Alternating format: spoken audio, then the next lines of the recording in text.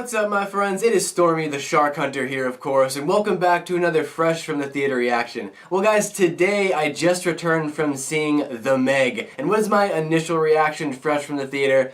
It was bad as expected.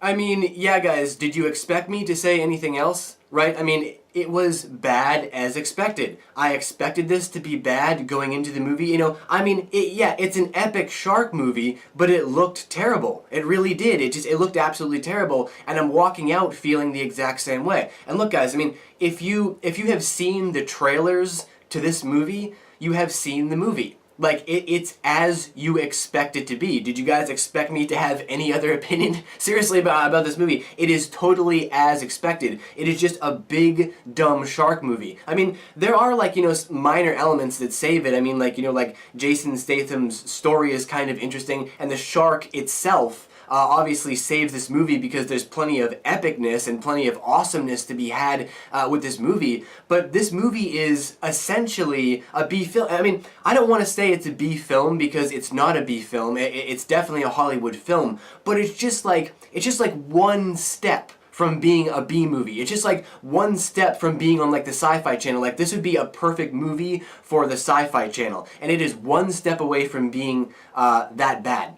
The one and only thing that saves this movie is, of course, the shark. The shark is awesome. I mean, the only reason that you go see this movie is because of the shark. And there are a couple of really, really scary sequences, really quite terrifying sequences. The filmmakers did a somewhat good job. I'll say that they did a decent job with kind of the execution, the overall execution, but the shark is what really shines about this movie. The shark looks good, it feels good, it sounds good, there's good soundscapes and good sound effects going on with the shark, and it feels right. Like, the shark feels right. And like I said, there are some terrifying sequences with the shark in this movie. And also, as I said before, Jason Statham's character, he has a somewhat kind of interesting story. It's enough to kind of hook you in, and it's enough to make you care about his character enough, I guess, but it's not all there. He's like the only person, he's like the only actor in the movie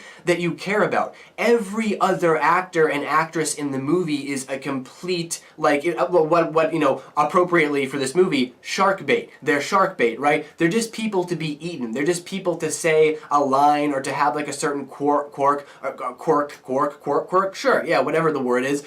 They're just there to be that character. You know how horror movies have their specific trope characters? That's the same with this movie here, except that this movie is not good. But what this movie's main overall problem is, what it suffers from the most, is that everything is bad.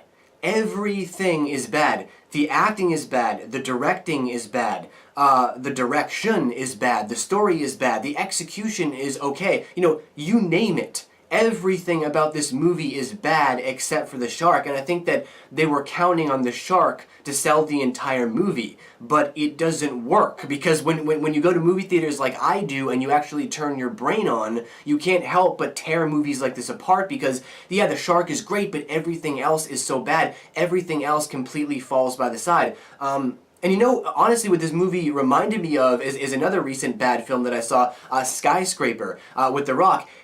In fact, The Rock should have been in this movie. This is a perfect movie. If you guys enjoy cheesy, bad rock movies, which I do not, but if you enjoy that kind of thing, this is a perfect movie for you. This is a movie that I'm sure somebody asked The Rock to be in, but because he's doing too many other movies that he couldn't do it, so of course they got Jason to do it. But this is a rock movie. This is a cheesy, dumb rock movie with some good components, but overall, everything is bad, and that means that the movie is bad, and that means that I just can't give it a high score.